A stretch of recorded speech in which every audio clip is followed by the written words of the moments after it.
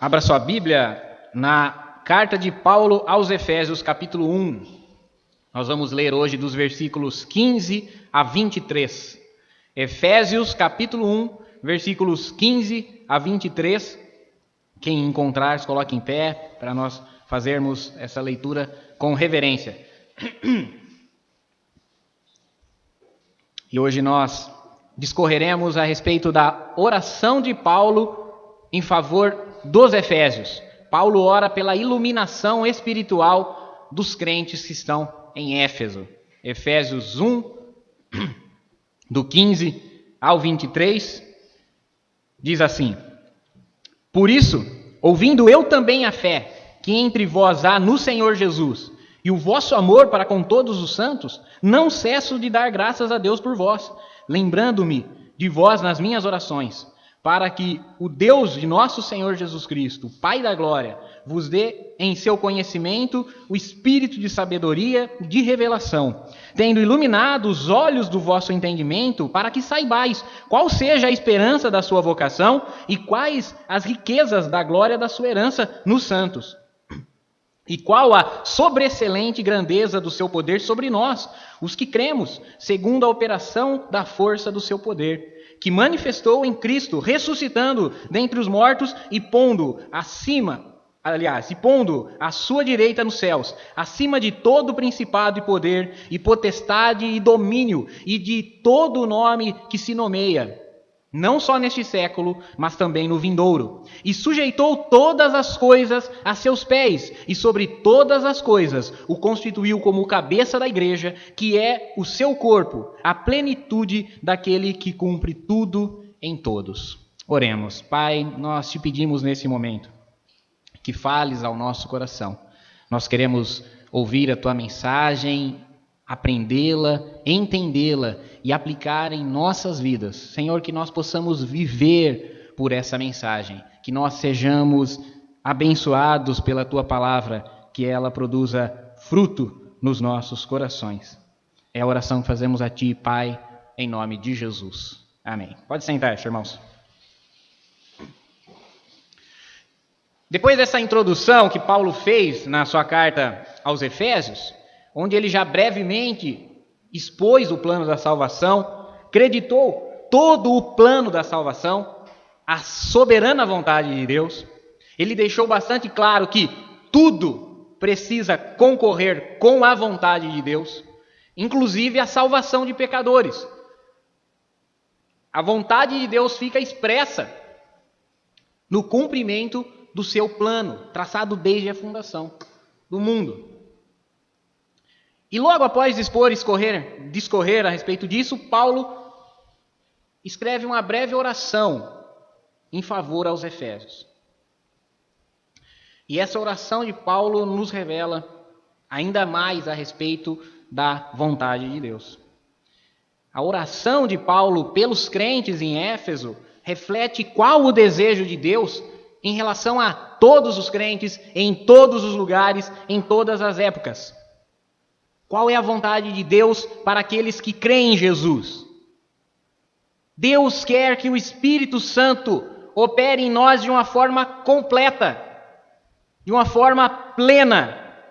E o resultado dessa completude do Espírito Santo será uma maior sabedoria espiritual, conhecimento a respeito do propósito de Deus. Então, crer em Jesus, nascer espiritualmente, é só o primeiro passo da vida espiritual do crente. Ouvir o Evangelho e crer, foi isso que nós ouvimos domingo passado, é a única exigência. Ouvir o Evangelho e crer nele. Mas isso não é tudo. Isso é só o primeiro passo. Isso é só o ingresso nessa nova vida. O que realmente interessa é o que se segue logo após a profissão de fé. Logo após crermos em Jesus. E tudo o que se segue também faz parte do plano de Deus.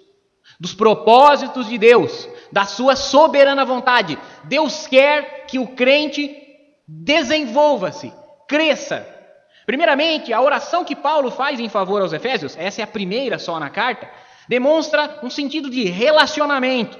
É Deus quem nos leva a orar pelo crescimento dos nossos irmãos na fé.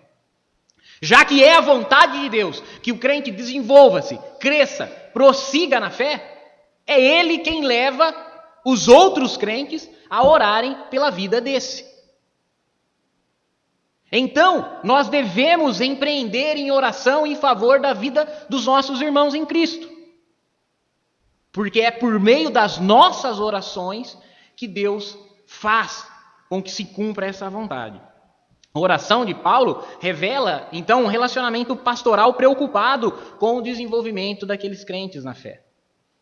Paulo não simplesmente plantou uma igreja em Éfeso, deixou ali um presbítero constituído, virou as costas e foi embora. Não! Para sempre, a igreja que Paulo deixou em Éfeso permaneceu no seu coração e era alvo das suas orações. Para nós, talvez seja um pouco difícil compreendermos isso. Nós vivemos num mundo em que hoje eu pego um carro, vou ali até Sinop, embarco num voo e atravesso o mundo num avião. Mas nessa época não. Paulo não podia com tanta facilidade estar lá em Éfeso, certificar-se de que aqueles crentes estavam seguros com relação à sã doutrina, que eles estavam crescendo espiritualmente. Por isso, a oração dele é que Deus faça isso neles. Que com tudo o que ele preparou, com tudo o que ele deixou sob a direção de Deus para aquela igreja, Deus então edifique a igreja que está lá em Éfeso. A igreja dos Efésios, para nós, é essa igreja. Paulo está falando a respeito do caráter da vontade de Deus para nós. A mesma vontade de Deus para esses crentes é a vontade de Deus para nós hoje. E qual a motivação de Paulo?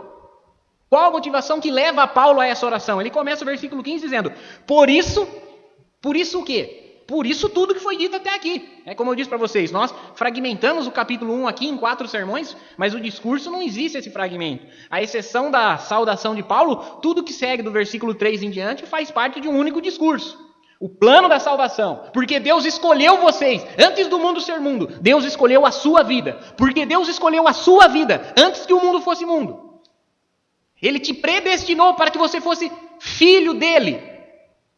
Um irmão mais novo de Jesus. Porque Jesus veio ao mundo e pagou o preço da punição pelo seu pecado. Ele propiciou a justiça para que Deus te escolhesse com justiça. Cristo levou na cruz os nossos deméritos e nós recebemos imputado por graça, sem nenhum merecimento, os seus méritos, os seus merecimentos. Por causa disso, e porque o Espírito Santo gravou, autenticou, garantiu, selou as nossas vidas para esse dia. O selo do Espírito Santo garante que a salvação é inviolável. Só quem pode romper o selo, só quem pode abrir o selo é quem selou, é Deus. E esse rompimento de selo só se dará na ressurreição dos mortos.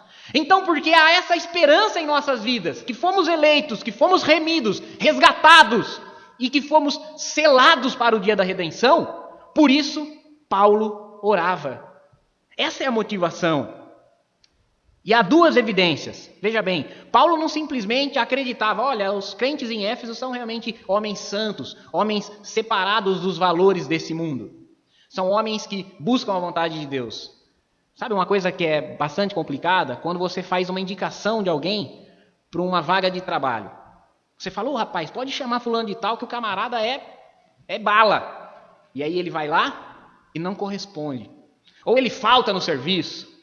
E aí quem é que fica com o cara? Você que indicou. Então você pensou que ruim seria se Paulo falasse, não, esses crentes em Éfeso são os eleitos em Cristo, são homens santos de Deus. E aí chegasse lá em Éfeso, tivesse aquela balbúrdia, aquela, intrigas entre os irmãos e panelinha, divisão no seio da igreja. Pensou que coisa chata? O Paulo fala um negócio e aí você vai lá, rapaz, eu moro em Éfeso, deixa eu ir lá nessa igreja aí para ver qual que é dessa igreja. E chega lá e não é nada daquilo que o Paulo falava. Mas então, a igreja em Éfeso era uma igreja genuína e havia duas evidências disso. E o Paulo menciona, por isso, ouvindo também eu a fé que entre vós há no Senhor Jesus e o vosso amor para com todos os santos. Fé em Jesus e amor fraternal. Essas são duas evidências de uma experiência legítima de salvação. Se você disser para mim que você é salvo, mas você não é fiel às Escrituras, a Jesus, ao mandamento, você não é fiel àquilo que Jesus deixou, ou se você não ama o seu próximo, então a sua profissão de fé é só da boca para fora. Você crê em Jesus? Você tem certeza da sua salvação? Quando você fechar os olhos nesse mundo e abrir no além, você vai abrir os olhos diante do seu Salvador? Você tem certeza disso? Semana passada nós ouvimos das certezas que o Evangelho nos dá. A eleição, a redenção e o selo do Espírito Santo nos garantem isso. Porém, segue-se uma evidência. Jesus disse uma vez: cuidado com falsos líderes. Eles vêm até vocês vestidos como cordeiros, mas por dentro são lobos vorazes, gulosos. Pelos seus frutos vocês os conhecerão. Ninguém pode colher uvas do espinheiro, nem se colhe figo do mato.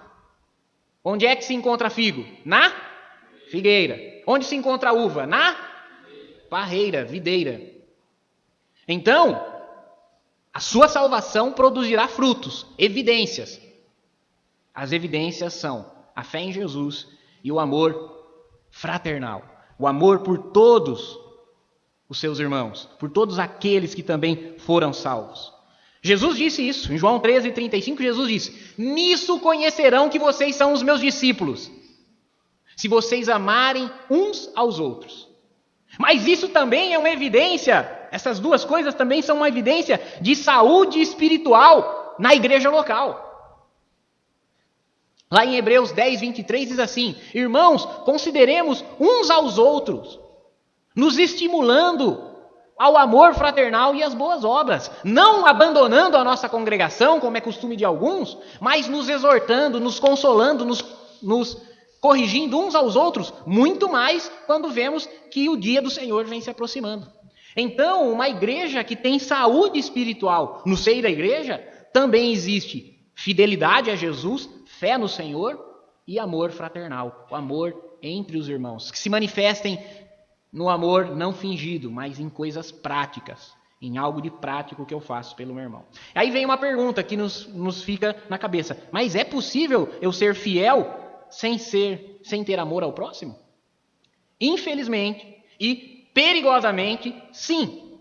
E há diversos exemplos na história de pessoas que foram fiéis à Bíblia, fiéis, religiosos fiéis, mas não tiveram amor pelo próximo. Um exemplo, que é um exemplo menos ruim, é o exemplo dos monges. Pessoas que retiravam-se da sociedade porque entendiam que para viver de modo agradável a Deus, eles não podiam estar aqui onde o pecado se desenrola. Só que com isso eles não cumpriam o ID. Só que com isso eles não cumpriam o amor ao próximo. Porque isolar-se é uma maneira de quebrar o mandamento de Deus a respeito de estarmos reunidos como corpo, estimulando uns aos outros no amor e nas boas obras. Mas existem outros exemplos ruins, como por exemplo a Inquisição Espanhola, que perseguiu, torturou e matou judeus e protestantes na Idade Média. Por causa do zelo, da fidelidade religiosa deles, eles eram incompassivos e puniam todos que discordavam deles. Mas isso não é uma novidade, não existe nada de novo debaixo do sol. Os fariseus, os religiosos dos judeus dos dias de Jesus, por serem fiéis à lei de Moisés, desprezavam aquelas pessoas que eram menos santos do que elas, menos religiosos do que elas. Então, essas duas evidências são inseparáveis. Não dá para dizer assim: olha, eu tenho fidelidade em Jesus, não tenho amor ao próximo. Como também não dá para dizer: eu tenho amor ao próximo, mas a minha religião não é o Evangelho. As duas evidências de salvação, por isso tudo, eleitos, remidos e selados, eu ouvi dizer de vocês, da fé que vocês têm em Jesus e do amor que vocês têm pelo próximo. Fé em Jesus aqui é fidelidade. É que nós somos fiéis à sã doutrina, que nós obedecemos a Bíblia como ela é, não a distorcemos ao nosso bel prazer, não adaptamos o mandamento de Deus à nossa religião. A nossa religião é o mandamento de Deus. Isso é fidelidade. E amor? O amor ao próximo se manifesta de duas formas. Primeiro, evangelização. Se eu amo o perdido, eu falo de Jesus para ele. Me entristece saber que o perdido está condenado. Então, quem ama, evangeliza. Quem ama, fala de Jesus ao pecador. E a segunda é a beneficência. Tiago nos escreve dizendo o seguinte: vem alguém até a tua casa e diz que está com fome, e você fala assim, vai, o Senhor vai te sustentar, mas você não dá o pão, as suas palavras não servem de nada. Então é preciso haver evangelização e é preciso haver beneficência. Então, quem ama, evangeliza, quem ama, faz boas ações. Então ele diz assim, por isso, porque eu ouvi da fé de vocês, porque eu ouvi do amor de vocês, eu não paro de agradecer e de interceder por vocês. Isso era a motivação de Paulo. Estar certo de que aqueles santos crentes em Éfeso eram salvos em Jesus e que eles estavam desenvolvendo evidências da sua salvação. A vida deles frutificava em salvação. Levava Paulo a orar. Primeiramente, dando graças, não paro de agradecer. Obrigado, Senhor, por aquela bendita igreja. E interceder por vocês. Além de ensinar, além de aconselhar, nós também precisamos orar pelos nossos irmãos. Não basta apenas o ensino, não basta apenas o conselho, a exortação, a consolação. É preciso haver oração. Você precisa interceder pelos seus amigos, interceder pelas pessoas. Nós oramos pela conversão das pessoas, nós oramos, suplicamos para que a nossa família venha para a igreja. Nós oramos para que o nosso colega de trabalho venha na igreja, para que o nosso vizinho conheça Jesus. Nós oramos para que Deus salve pecadores e quando eles vêm para a igreja, nós paramos de orar para eles, já foram salvos, pô. Vamos orar para outros perdidos agora. Minha esposa já veio para a igreja, agora é hora de orar pela minha tia, pela minha mãe. Meu marido já veio para a igreja, agora eu preciso orar pelos meus filhos. Nós temos que orar pela conversão dos pecadores e devemos continuar orando pelo seu crescimento, pelo seu amadurecimento, pelo seu desenvolvimento na fé. Paulo, por saber que aqueles camaradas eram crentes, que estavam indo para o céu, orava mais ainda. Isso nos chama a atenção para essa atitude. Oramos para que os pecadores venham para a igreja, mas oramos para que quando eles venham, eles cresçam, eles amadureçam. Uma ilustração fácil para nós entendermos. Pego lá um pezinho de alface, né? E transplanto ele lá na horta. Eu ponho ele lá na horta, o pezinho de alface, viro as costas e esqueço do pezinho de alface. Quando eu voltar lá, ele vai estar seco, morto. Então, a fé em Jesus, a conversão, é só o pezinho de alface recém-nascido. Se não cuidar, se não aguar, se não tirar a erva daninha de em volta, se não cuidar os insetos, não cresce, não desenvolve, não chega ao estado maduro que se espera. O crente é a mesma coisa. Jesus comparou diversas vezes a nossa vida com a plantação. Então, como plantação, nós precisamos ser plantados e cultivados, senão não frutificamos. E oração, depois da conversão, faz parte desses cuidados.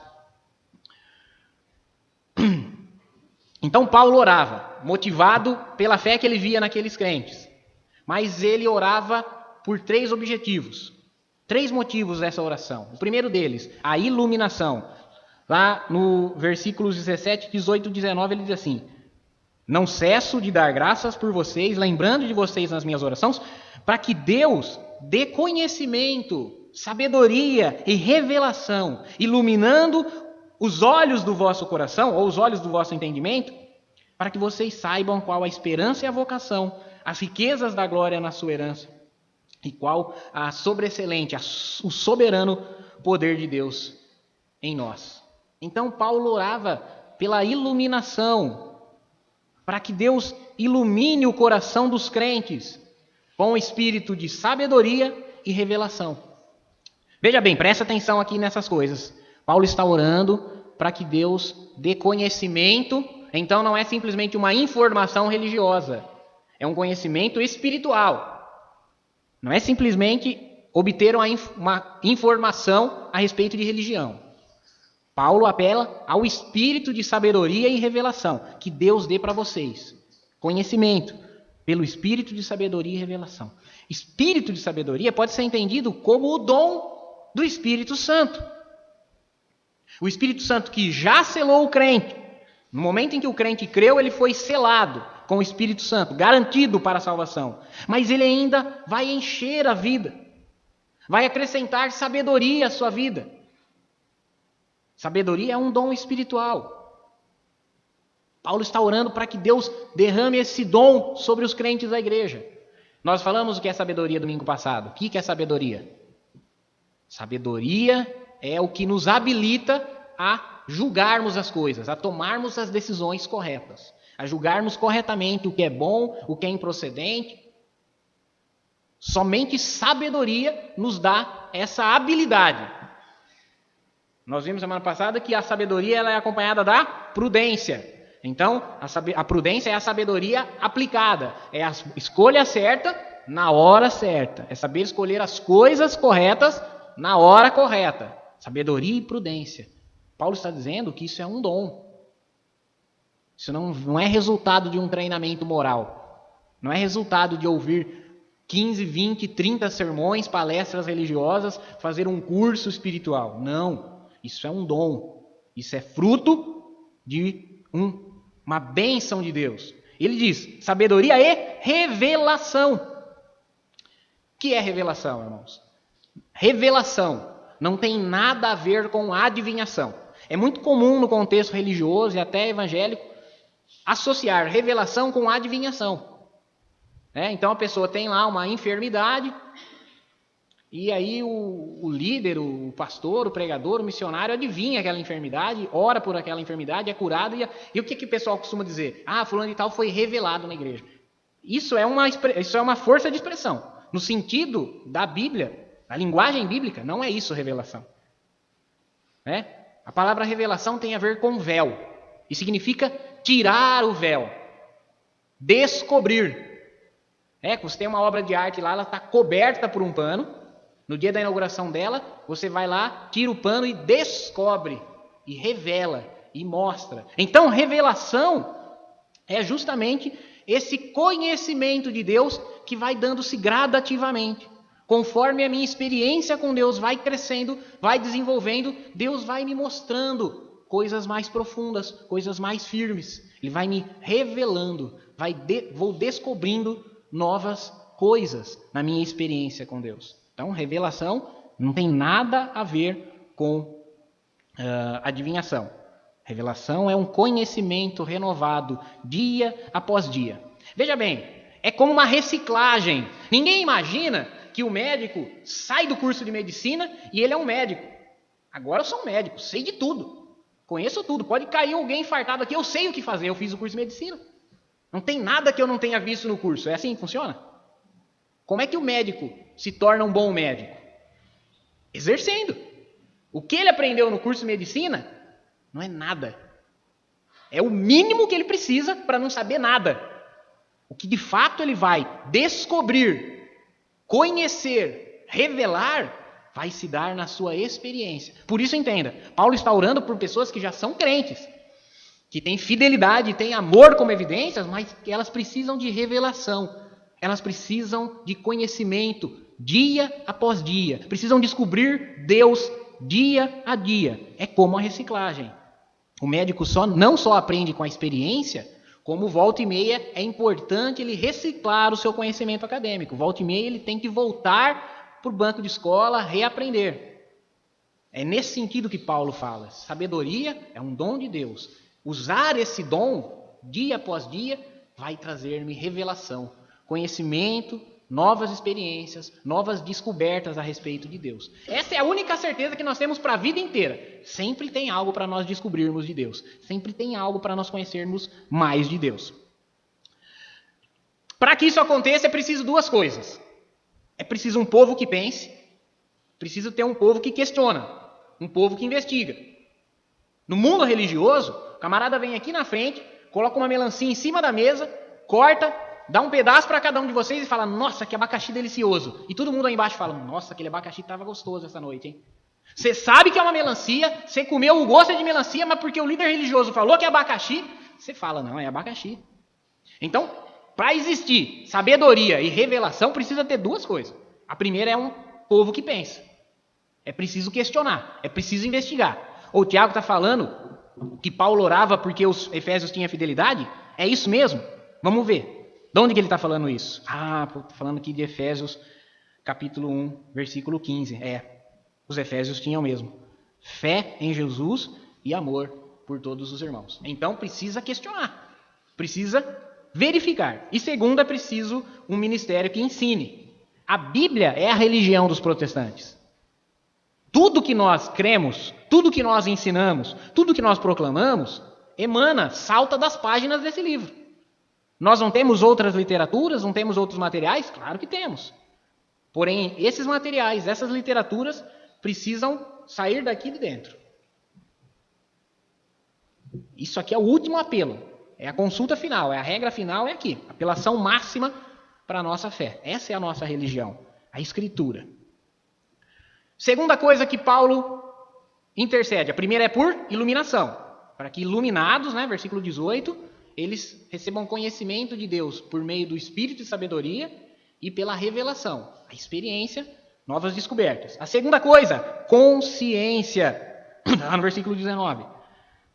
Aliás, está no meio do versículo 18. Para que vocês saibam qual é a esperança da vocação de Deus. A sua aqui, sua refere-se a Deus.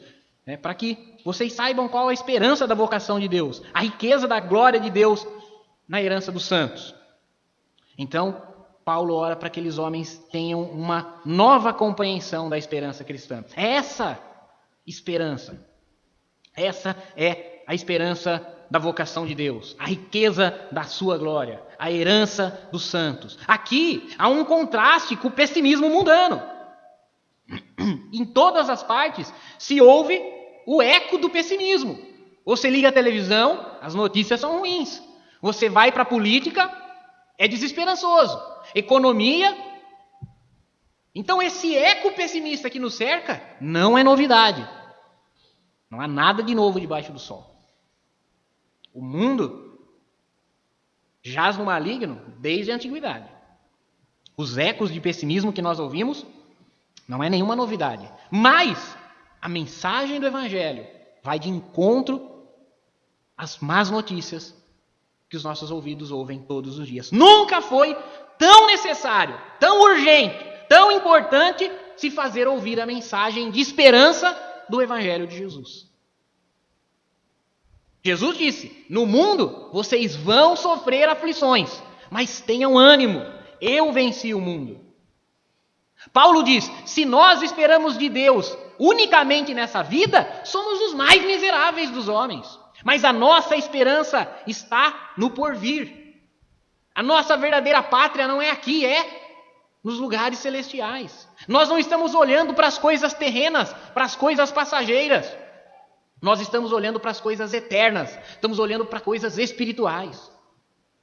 Porque as coisas terrenas são passageiras, as coisas celestiais são eternas. A nossa leve e momentânea, leve e temporária tribulação não se compara com o peso eterno de glória muito excelente que se produz em nós. Nós estamos aqui entesourando riquezas nos céus. Nós estamos aqui entesourando tesouros na vida eterna. Aqui nós desfrutaremos lindas coisas com o Senhor. Deus fará lindos milagres no nosso meio. Mas o que de fato mantém-nos em pé, firmes, apesar das tempestades, é a nossa esperança. A esperança da nossa vocação. Nós temos um chamado. Você ouviu o chamado do Evangelho? O Evangelho fala ao seu ouvido? Faz sentido a mensagem do arrependimento, da salvação em Jesus? Se entra nos seus ouvidos e vai ao seu coração a mensagem: arrependa-se, creia no Evangelho, siga a Jesus, é porque você foi escolhido de antes da fundação do mundo. É uma vocação, é um chamado interior de Deus para você.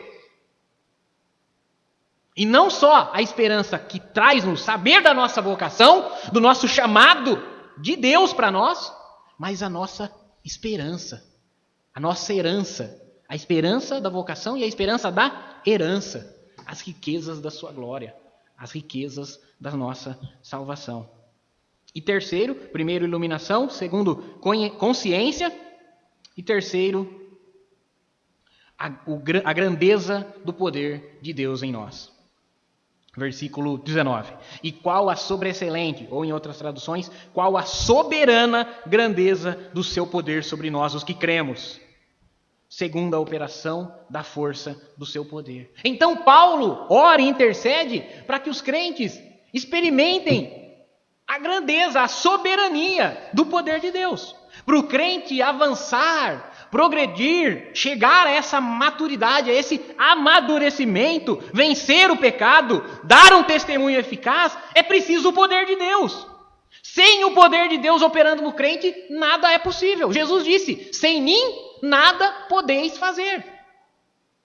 Não vai pensando que uma boa lábia, uma boa retórica, uma boa oratória, uma mensagem bem produzida, pode converter alguém. Não pode.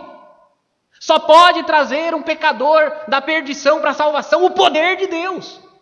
Então Paulo ora para que esses homens tenham uma noção de qual é a soberana, a sobreexcelente grandeza do poder de Deus. Você tem noção, irmão? Você tem noção do tamanho do poder de Deus para te salvar? Tem noção de quanto poder Deus investiu sobre a sua vida?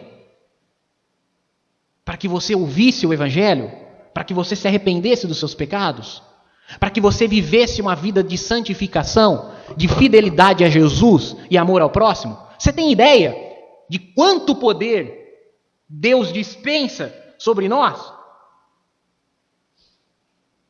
E o poder de Deus, Paulo nos diz que foi provado e manifesto em Jesus, para que vocês saibam qual a sobreexcelente grandeza do seu poder, versículo 20, que manifestou em Cristo, ressuscitando dos mortos e colocando-o à sua direita nos céus.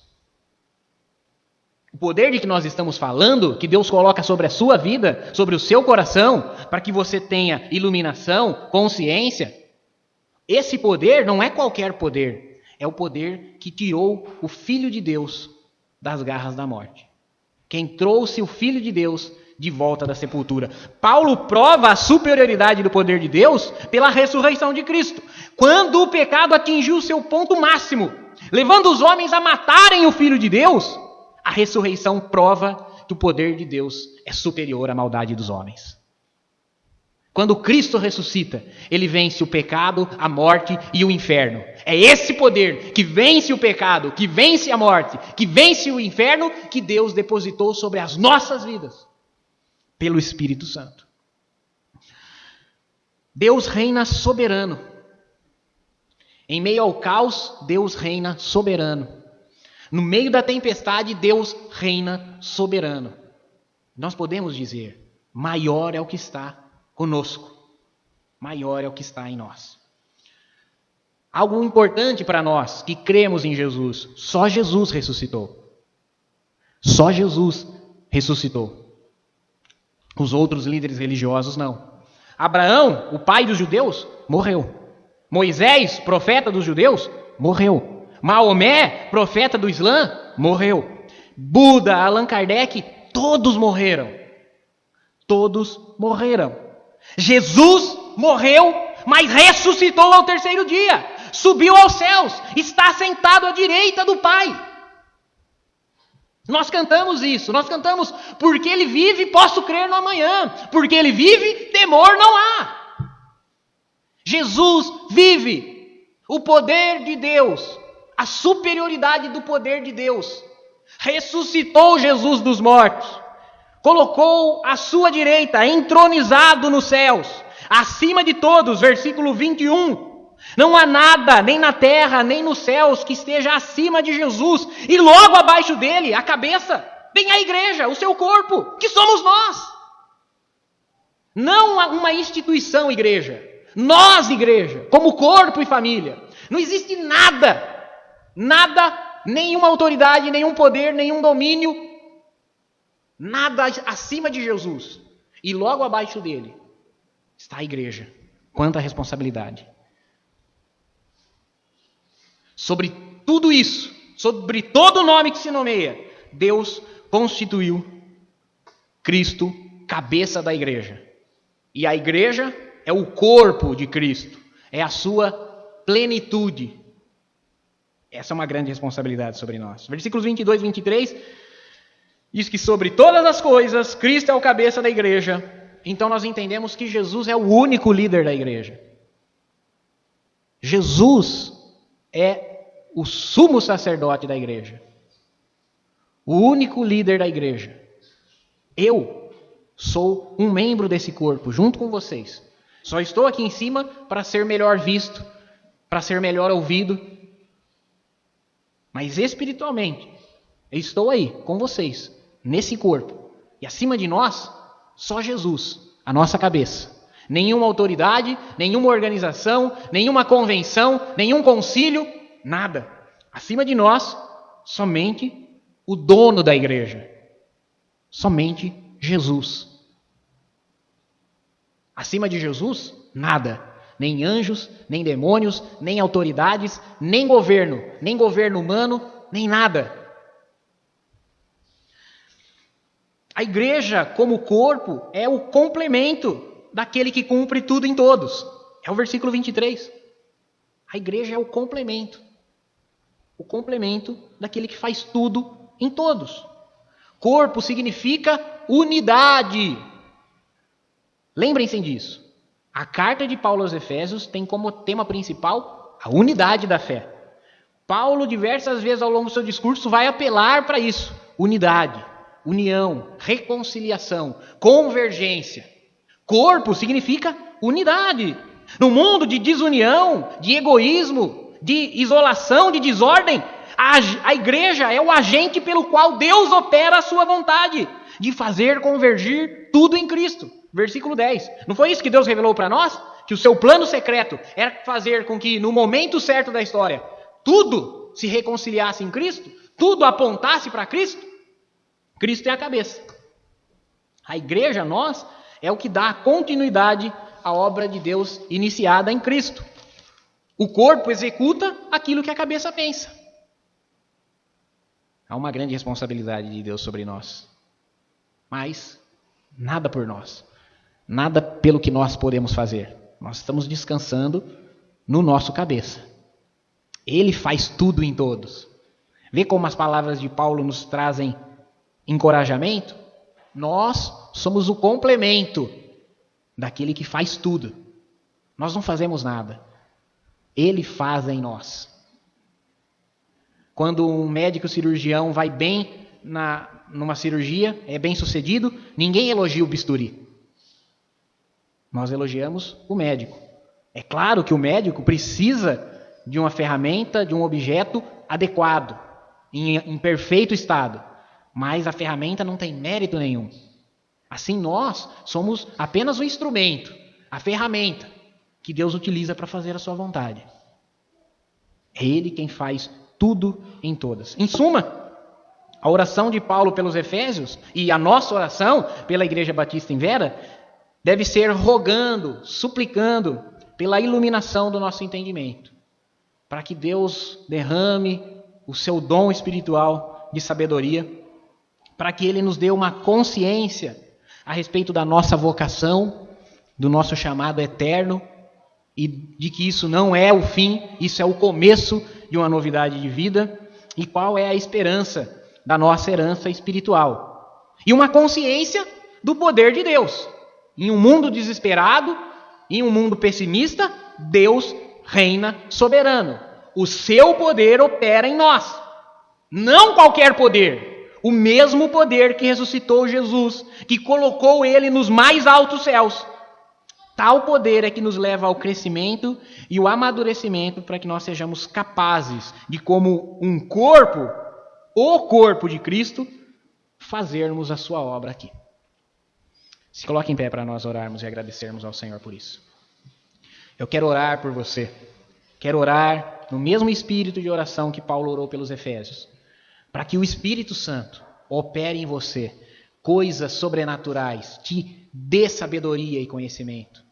Que o poder de Deus opere em você e através de você para fazer a sua vontade. Feche seus olhos, curve a sua cabeça. Pai, oramos a Ti neste momento. Eu quero orar a Ti em favor da vida dos meus irmãos.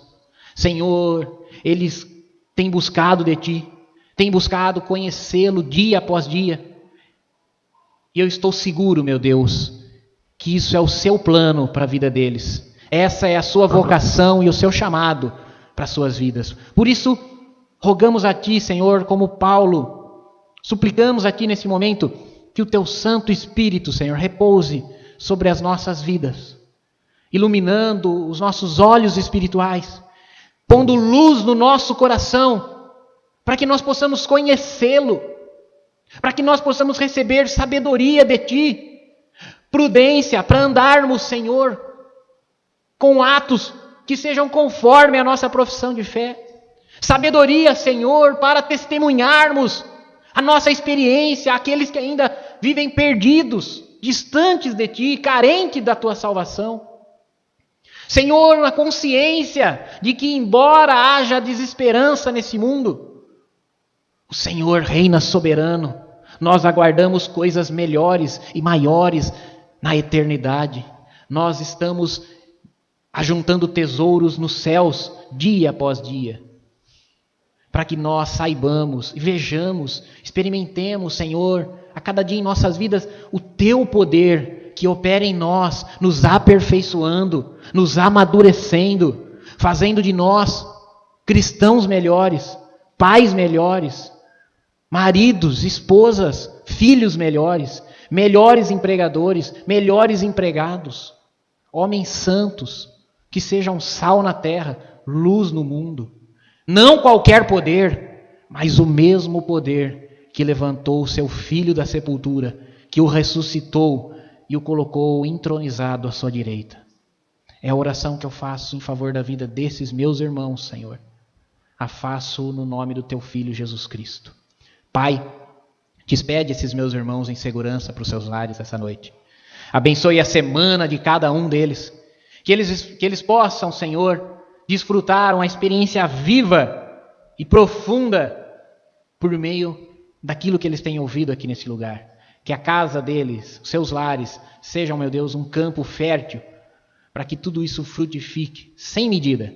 E que nós possamos estar, meu Deus, sempre reunidos em Teu nome, buscando a Tua face, buscando a Tua presença e conhecendo mais de Ti.